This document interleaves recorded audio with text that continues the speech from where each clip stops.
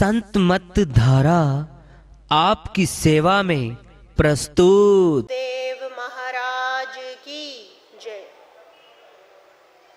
गुरु को कीजिए दंडवत, कोटि कोटि प्रणाम। कीट न जाने भृंगी को, गुरु कर ले आप समान। श्री गुरु हमें न बिसारियो, लाख लोग मिल जान। हमसे आपको बहुत है, आपसे हमको न। आज गुरु पर्व है। श्री गुरु नानक देव जी की जयंती है। उसी के उपलक्ष्य में आज हम यहाँ पे सब इकट्ठा हुए हैं। गुरु नानक देव जी अपने समय के, या यूँ कहें कि समयातीत, क्योंकि समय जिसको बांध सके वो संत नहीं होते हैं। समय से परे जो निकल जाता है, जो अमर समय काल है और संत काल के परे है। मृत्यु से परे जो हो जाता है वही संत है, अमर। इसीलिए उनके लिए क्या कहा जाता है कि वे अमर थे। उन्हीं के लिए, क्योंकि जो मर जाते हैं उनका कभी कोई जिक्र नहीं करता। जिक्र दो ही तरीके से किया, दो ही चीज़ों का होता है, या तो अच्छाई का या बुराई का। और बुराई का जिक्र नहीं होता है। जिक्र किस चीज़ का होता है? परमात्मा का। बाकी तो सब बातें ही होती हैं। तो गुरु नानक साहिब ऐसे संत थे जिनका जिक्र किया जाना चाहिए और किया जाता रहेगा। ऐसे संत हमें रोशनी दिखाने के लिए जो आए, देखिए आज तक वो हमें अपनी वाणियों के ज़रिए, आज तक वे हमें रोशनी दिखा रहे हैं। उनका शरीर नहीं है, लेकिन उनकी वाणियाँ आज भी हमारे बीच में उतनी ही है जितनी वो उस वक्त थी जब वे सशरीर थे। इसीलिए उनकी जयंती ना होके हमारे लिए जागृति का अवसर है, जागरण। उन्होंने क्या कहा था? मानव का जो शरीर है, मानव का जो जीवन है, मानव का जो जन्म है, या मानव तन का जो सुअवसर है, वो जागृति का अवसर है। जयंती और जागृति दोनों को मैं एक ही तरह से लेना चाहूँगी, क्योंकि जयंतियाँ क्यों मनाई जाती हैं? याद करने के लिए। और याद करने का अर्थ क्या है? जाग जाओ। वो रूहें जिन्हें उस वक्त वो शायद नहीं जगा पाए थे जब वो शरीर में थे, उन रूहों को आज वो अपनी वाणियों के जरिए जगाना चाहते हैं। क्योंकि किसी भी मानव को, किसी भी इंसान को जब तक प्रभु की कृपा ना मिल जाए तब तक उसका जागरण हो नहीं पाता है। ऐसा वही कहते हैं। गुरु नानक देव जी ने क्या फरमाया? अलख अभेव पुरख प्रताप, अलख अभेव पुरख प्रताप, आप ही जपावे त नानक जाप। कि अगर आप हमें जपवाएंगे तभी नानक जप पाएगा। तो हम नानक तो कभी नहीं हो सकते हैं, ये तो हम सोच भी नहीं सकते हैं। लेकिन उन्होंने जो कहा उसको हम अंगीकार तो ज़रूर कर सकते हैं। तो पहला तो उन्होंने यही कहा कि जब तुम, हे सर्वशक्तिमान परमात्मा, जब आप मुझे जपवाओगे तभी मैं आपका जाप कर पाऊंगा। तो पहली वाणी तो हमारे जीवन में, जितना मेरी छोटी बुद्धि समझती है, चरितार्थ हो जानी चाहिए। क्योंकि जो उनकी जयंती पे बैठने के लिए आया है उसका जागरण का वक्त तो आ ही चुका है, वक्त तो आ चुका है, लेकिन ग्रहण कोई कितना कर लेता है वो तो अपने अपने पात्रता पे, अपने अपने, इसी को फिर कर्म कहा जाता है, इसी को फिर स्वतंत्रता कहा जाता है, जो मानव जीवन का अधिकार है। अधिकार कोई नहीं छीन सकता, कर्तव्य याद रखने चाहिए। अधिकार अपने आप मिल जाएगा, मिलने का अवसर है, लेकिन कर्तव्य हम भूल जाते हैं।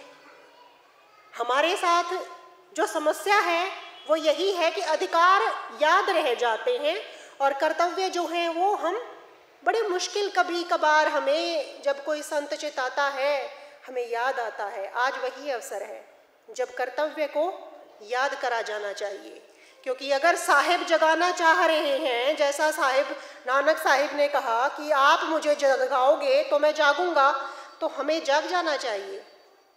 अगर उनकी इच्छा है कि हम जाग जाएं, हम परमार्थ के रास्ते पे चलें, उनकी आज्ञा को फिर हमें, जितना मुझे लगता है, फिर मान लेना चाहिए। फिर उसके बाद जब संत परमात्मा की कृपा से जागरण का अवसर हमारी जिंदगी में ला देते हैं और फिर भी हम सो जाते हैं, फिर भी हम आगे बढ़ना नहीं चाहते हैं, फिर भी हम गुरु शरण में जाना नहीं चाहते हैं, उससे ज़्यादा दुर्भाग्य किसी मनुष्य का हो ही नहीं सकता है। अभागा, ऐसा मनुष्य क्या है? अभागा है। और उन्होंने क्या कहा? जो सत्संग में आते हैं कभी खाली नहीं जाते हैं, कभी भी। सत्संग में आने वाला प्राणी, नियम है ये विधाता का, कभी खाली नहीं जाता है, झोलियां भरने के लिए आता है। हाँ, अगर कोई झाड़ ही जाएगा तो फिर क्या कर सकता है कोई भी? भर तो देता है भरने वाला, लेकिन झाड़ने वाला भी तो मन साथ में रहता है ना, रहता है, क्या करें, रहता है। लेकिन उसको पछाड़ के जो झोली भर लेता है, उनके लिए क्या कहा? जाका जाकी राम नाम लिव लागी, ताका दरस पाइये बड़ भागी। कि जो भी, चाहे वो गुरुजी हैं, चाहे वो आप लोग हैं, कोई भी है, सबके लिए है ये। चाहे कोई बाहर यहाँ नहीं बैठा है, कोई भी, सबके लिए क्या कहा? जाकी राम नाम लिव लागी। कि जिसकी राम के नाम से, परमात्मा के नाम से, भक्ति से जिसकी लिव लग गई है, जिसकी लगन लग गई है, उसका दरस पाइये बड़ भागी। कि उसका दर्शन जिसको मिलता है वो बड़े ही भाग्य वाला जीव होता है। ऐसे जीवों का दर्शन बड़े ही मुश्किल से मिलता है, जिसकी लगन लग गई है। बस लगन लग जानी चाहिए, इसी के लिए सत्संग होता है, इसी के लिए सत्संग होता है कि लिव जो है, लगन जो है वो लग जानी चाहिए।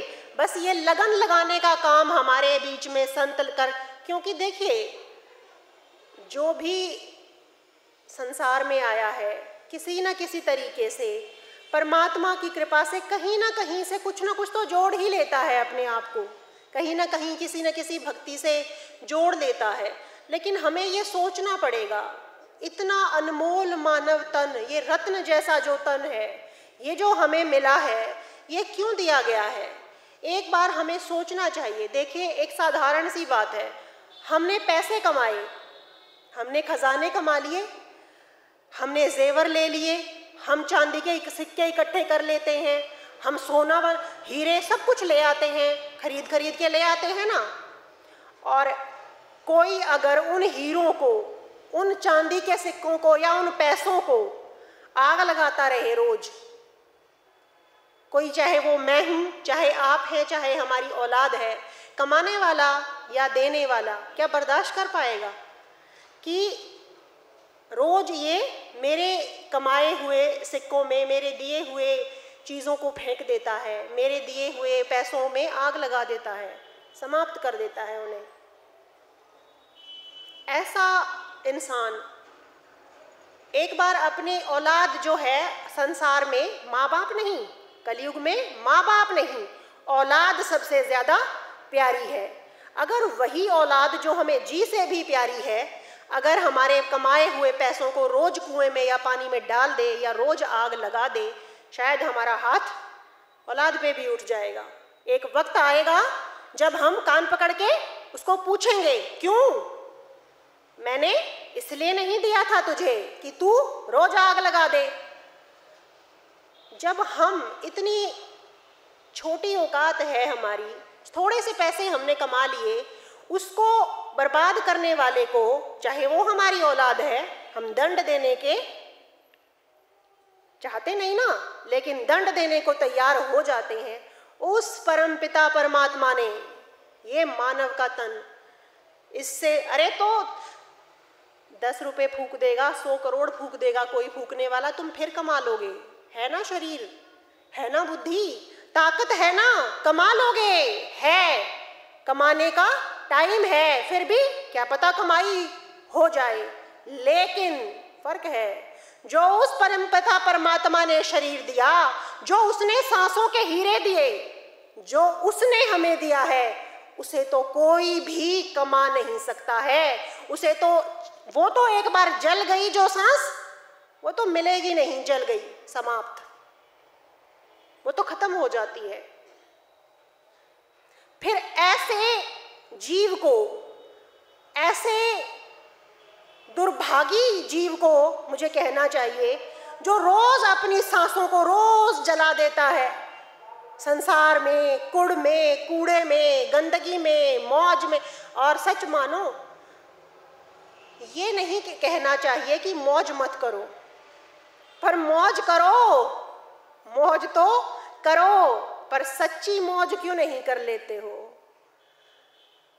देखो, अपनी औलाद है, कोई शराब पीने लग जाता है, रोज पैसे उड़ाता है शराब में, मौज कर रहा है वो अपनी तरफ से क्या कर रहा है, वो मौज कर रहा है। वो क्यों नहीं करने देते उसको वो मौज? क्यों रोकने की कोशिश है? एक बच्चा है जो रोज जुए में उड़ा के आ जाता है, वो मौज है उसके लिए, सच में मजा आता है उसको। उससे बड़ी मौज उसके नजर में कोई भी नहीं है, ये उसकी मौज है। फिर क्यों रोकना चाहते हो?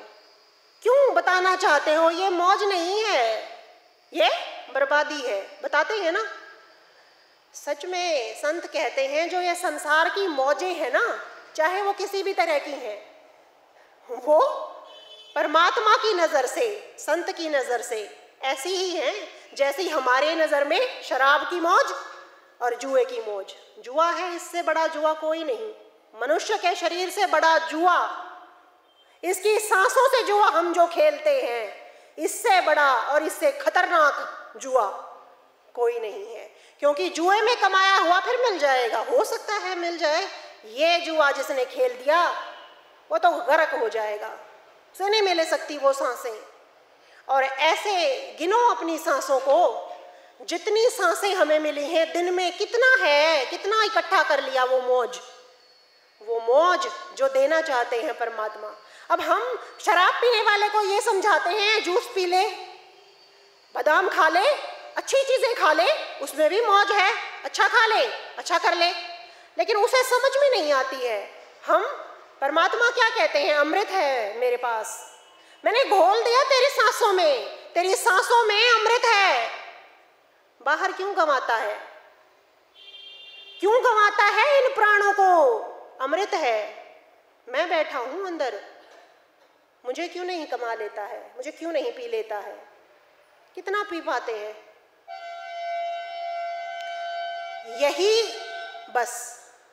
यही समझ नहीं पाते हैं। दरिद्रता में और गरीबी में बड़ा अंतर है। दरिद्र कोई नहीं होना चाहिए, गरीब चाहे भले हो जाओ, गरीब होना पाप नहीं है, लेकिन दरिद्रता महापाप है। पता है दरिद्र कौन है? गरीब तो वो है जिसके पास पैसा नहीं, कोई बात नहीं, कर्मों से मिला है, कल को ज्यादा भी मिल सकता है, हमारा मिला हुआ छिन भी सकता है। वो गरीब होना पाप नहीं, दरिद्रता पाप है। दरिद्रता का अर्थ क्या है? इतना दे दिया मालिक ने, इतना, देखना अपने गिरेबान में झांक के सारे कितना दिया है, फिर क्या हम अमीर हो गए? इतना जितना उसने दे दिया, उम्र बीत गई हमारी, तो पैसे जोड़ जोड़ के, सब कुछ जोड़ जोड़ के हमारी उम्र तमाम होने लगी है, पर हम अमीर हो गए क्या? पता है अमीर कौन है?